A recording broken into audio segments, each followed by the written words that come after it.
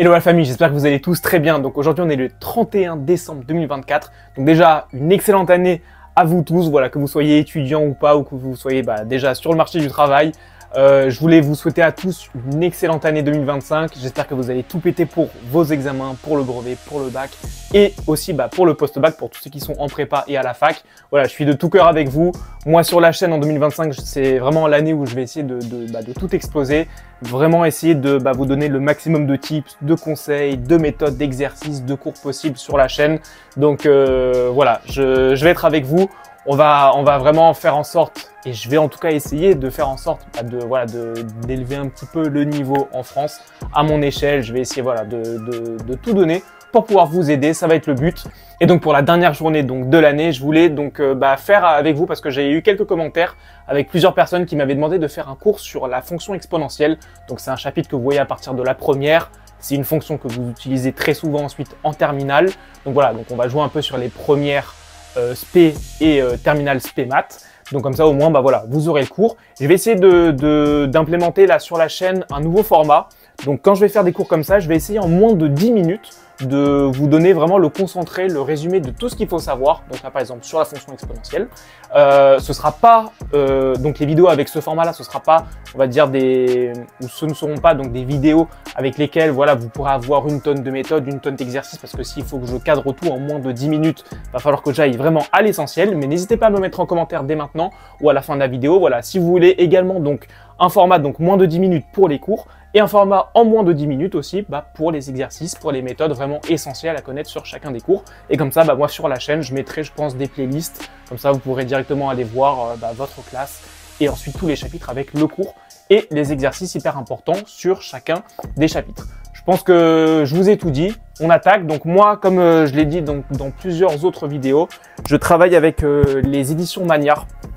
Donc ils sont vraiment très bien faits. Donc là j'ai pris celui de première parce que c'est l'année où vous voyez donc la fonction exponentielle. Donc comme ça voilà, je vais prendre, et de toutes les manières moi tous mes cours je les base par rapport à ça et par rapport à des cours que j'avais avec donc mon prof à l'époque. Donc avec les souvenirs que j'ai. Mais voilà, donc moi mes cours je les fais grâce à tous ces manuels là et à à tout ce que j'ai pu retenir de mes anciens professeurs. Et comme ça je vous donne tout ça dès maintenant. Let's go, on est parti. Ok, donc on est parti pour le chapitre sur la fonction exponentielle. Donc comme je vous ai dit, encore une fois, voilà, je vais faire un résumé vraiment du livre donc sur le cours que j'ai ici et de ce que j'ai en mémoire. Donc n'oubliez pas, à chaque fois, je vous donne les quelques propriétés avec quelques petits exemples. Donc, première chose qui est extrêmement importante, c'est que votre professeur, si vous êtes en première SP maths, il va vous introduire donc la fonction exponentielle avec une certaine notation, donc que je peux vous écrire ici. Il va vous dire que cette fonction-là, elle va s'écrire, donc f de x est égal à exp de x. D'accord? Ça, c'est une notation qu'on utilise au début pour vous introduire la fonction, mais qu'on n'utilise plus du tout par la suite parce que ça va être trop lourd à utiliser dans les exercices. Et donc moi, pour ce chapitre-là, pour la vidéo, je vais directement passer à la dernière formulation, donc il n'y en a que deux, donc la deuxième, qui va être ensuite utilisée par votre professeur, et c'est celle que vous allez le plus utiliser par la suite, et vous n'utiliserez que celle-ci, c'est que au lieu d'écrire exp de x, on va écrire e de x. D'accord?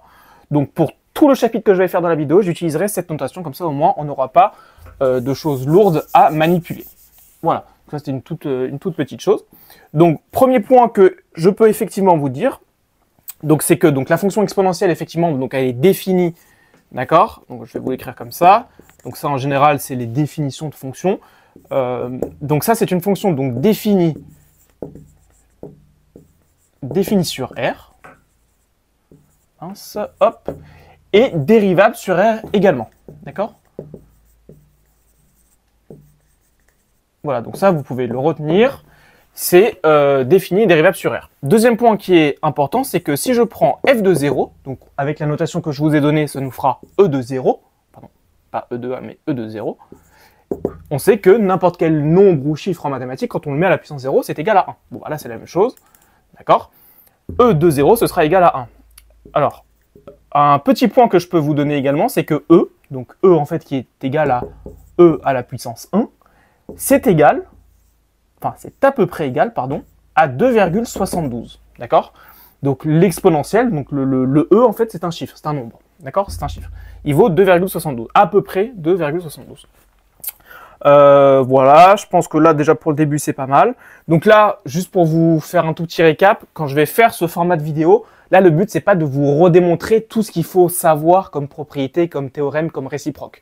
Là, le problème, c'est qu'encore une fois, je vais pas avoir le temps en 10 minutes de vous faire toutes les démonstrations, en sachant qu'en terminale, à moins que vous vouliez aller en fac de maths ou en prépa, les démonstrations, vous n'allez pas en avoir besoin. Donc là, bon, bah, effectivement, si vous êtes en première ou en terminale, là, le but, ça va être de passer votre baccalauréat en maths. Et au bac, bah, on a très rarement, voire ça fait déjà pas mal d'années maintenant, qu'il n'y a aucune démonstration à connaître.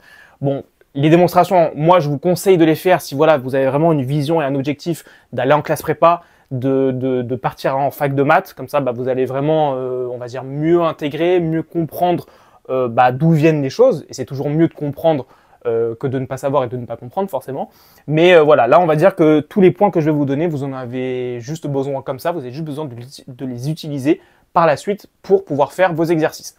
Donc voilà, là c'est vraiment pas un format où on va redémontrer certaines propriétés parce que bah, tout simplement je perdrais trop de temps. Voilà. Et de toutes les manières, voilà, les démonstrations, je préfère les laisser à vos profs, ils le feront avec vous en classe, quand ce sont des démonstrations importantes, bien évidemment. Voilà, donc là déjà, on a ces deux points-là. Donc maintenant, troisième point qui est important, c'est que si je prends deux réels A et B, donc je peux l'écrire comme ça, si je prends deux réels A et B, bah, j'aurai que E donc de A plus B, donc exponentielle de A plus B, ce sera égal à exponentielle de A fois exponentielle de B. D'accord? Donc une addition dans l'exponentielle, donc en puissance, se transforme en multiplication en les séparant. Donc ça, c'est un point qui est très important. Et un deuxième point que je peux effectivement aussi vous donner, donc pareil sur des règles opératoires concernant cette fonction-là. Donc pareil, donc si je prends A et B, donc des réels, encore une fois, bah, exponentielle de A moins B, bah, je vais pouvoir dire que c'est exponentielle de A divisé par exponentielle de B. Donc la soustraction se transforme en division, l'addition se transforme en multiplication. Si je prends, bah pareil, hein, on va dire pour tout A un réel, bah pareil, exponentielle de moins A, ce sera 1 sur exponentielle de A. Bon, voilà, il n'y a pas trop de changement par rapport à ce que vous avez pu faire au collège. Donc voilà, pas trop de difficultés. Et si une dernière propriété importante que je peux vous mettre ici, c'est que si je prends, donc par exemple pour tout n appartenant à grand N et pour tout A appartenant à R, bah effectivement, si j'ai exponentielle de A le tout à la puissance n, je peux dire que c'est égal à exponentielle de an. D'accord? Donc encore une fois, pareil, quand vous avez quelque chose à une puissance, le tout à la puissance quelque chose, ça c'est comme dans le cours de collège, en quatrième, je crois que vous commencez à voir ça, sur le chapitre des puissances. Effectivement, bah, les puissances, on peut les multiplier. Bon, voilà, c'est la même chose avec la fonction exponentielle. Voilà, déjà là, c'est pas mal. Je vous ai donné quelques propriétés hyper importantes. Donc tout ça, ça va être extrêmement utilisé dans tous les exercices, dans toutes les méthodes. Donc essayez de bien le retenir et on passe à la suite dès maintenant. Ok, donc un autre point qui est important, c'est que bah, si je prends, on va dire donc soit A un réel, on va dire que pour tout n appartenant à grand N, si je définis donc une suite U de n qui est égale à exponentielle de an, donc exactement ce qu'on vient de voir juste avant, bah effectivement on peut dire que c'est une suite qui est une suite géométrique, d'accord? Donc est une suite géométrique. Alors, pourquoi ça? Donc si on fait un calcul rapide, donc normalement ça c'est quelque chose que vous avez dû voir en première sur le chapitre des suites. Pour prouver qu'une suite est géométrique, on sait qu'on doit calculer U de n plus 1 divisé par U de n. Et effectivement, si on tombe à la fin sur un chiffre, sur une entité exacte, donc qui ne dépend plus de n, alors ça veut bien dire que c'est une fonction, que c'est une suite géométrique. Donc là, effectivement, U de n plus 1, bon, bah, si je le reprends avec ce terme-là, je vais dire que c'est égal à n plus 1, donc exponentielle de a fois n plus 1, et là, que ce sera exponentielle de an. Ça va être égal à quoi? À an, donc si on essaie de le faire rapidement, plus a, ok, et là, exponentielle de an. Ça, d'après la petite propriété que je vous ai donnée tout à l'heure, on sait que ça va être égal à exponentielle de an fois exponentielle de a, le tout sur exponentielle de an. J'ai exponentielle de an au-dessus et en bas, je peux les éliminer. Et il nous reste donc exponentielle de a. Exponentielle de a avec a qui est un réel. Donc on sait que ça, c'est un nombre exact. Ok? Et une fois que vous avez ça, bah du coup, ça nous prouve bien que U de n est une suite géométrique, donc de raison. Donc U de n,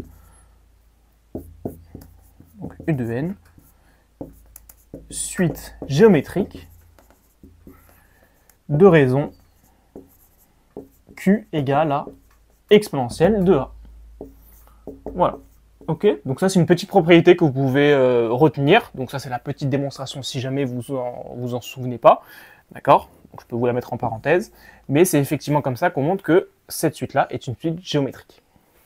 Voilà, et pour finir, donc je vais juste vous donner donc, la représentation graphique de la fonction exponentielle. Donc ça, pareil, votre prof, il va vous la donner. Donc c'est une fonction qui est strictement positive, d'accord? Et qui est strictement croissante. Donc si on refait notre petit graphe comme ça, hop. Donc la représentation graphique se fait sous cette forme-là. D'accord? Donc ça, c'est la fonction, donc on va dire que c'est CF, d'accord?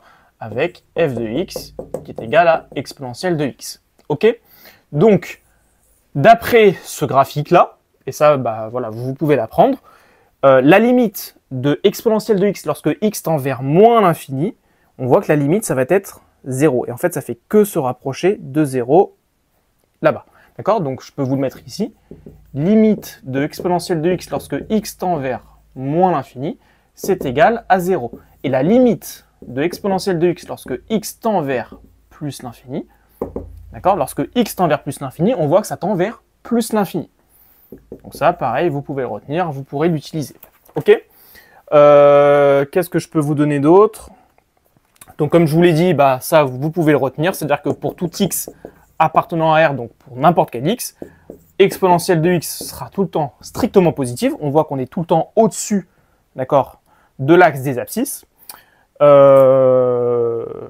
Voilà. Je vous ai dit effectivement que c'est aussi une fonction qui est strictement croissante, d'accord? Donc f est strictement croissante. Voilà. Je peux vous le mettre comme ça. Ok, si par exemple je vous donne également, bon ça c'est quelque chose que vous pouvez retenir et que vous avez dû voir dans d'autres chapitres également, sur les chapitres on va dire calculatoires, sur les puissances, c'est que si je vous mets exponentielle de 1/2, bon bah on sait que les puissances 1/2 c'est en fait racine de l'élément qu'on a juste en dessous, donc là ce sera racine de E, voilà. Qu'est-ce qu'on peut avoir d'autre? Je pense que là déjà on est pas mal. Et oui, après effectivement voilà, le dernier point que je peux vous donner, c'est que comme je vous ai dit tout à l'heure, la dérivée de la fonction exponentielle, c'est l'exponentielle elle-même. Maintenant, si je vous donne que f de x est égal à exponentielle de u de x, d'accord, donc c'est-à-dire qui est en fait une composition de deux fonctions, d'accord. Donc l'exponentielle de x c'est une fonction, u de x c'est également une autre fonction, ça peut être une fonction affine. Bah, d'ailleurs voilà, je vais vous le faire avec un exemple, comme ça au moins vous l'aurez. Bah ça nous implique que, effectivement, que la dérivée de f de x, ce sera égal à exponentielle de u de x le tout en prime, et en fait, bah ça, ce sera égal, ça c'est une formule que vous pouvez apprendre, ce sera égal à u' de x fois exponentielle de u de x. D'accord? Donc si j'efface et que je vous donne un tout petit exemple pour finir donc ce chapitre de l'exponentielle, comme ça là, vraiment, voilà, je vous aurais donné tout ce qu'il faut savoir sur cette fonction-là. Je sais pas, si je prends par exemple l'exponentielle de, on va faire simple, 3x plus 1, d'accord? Donc je définis cette fonction-là, sur R, bah, ça nous implique effectivement que f' de x, ça va être égal, du coup ça, on va dire que u de x, c'est égal à 3x plus 1, d'accord? Donc ça veut dire qu'en fait, f de x, c'est égal à exponentielle de u de x, et ça d'après la formule que je vous ai mis ici, on sait que la formule, là, ce sera u' exponentielle de u de x. Donc là, il me faut en gros la dérivée de ça. Donc u' de x, donc ça c'est quelque chose que vous avez dû voir sur le chapitre de la dérivation. La dérivée de 3x plus 1, dérivée de 1, ça fait 0. Dérivée de 3x, ça nous fait 3. Donc on sait que la dérivée, ce sera ça. Donc effectivement, je peux dire que f' de x, d'après cette formule-là, ce sera 3. Donc 3 fois exponentielle de 3x plus 1.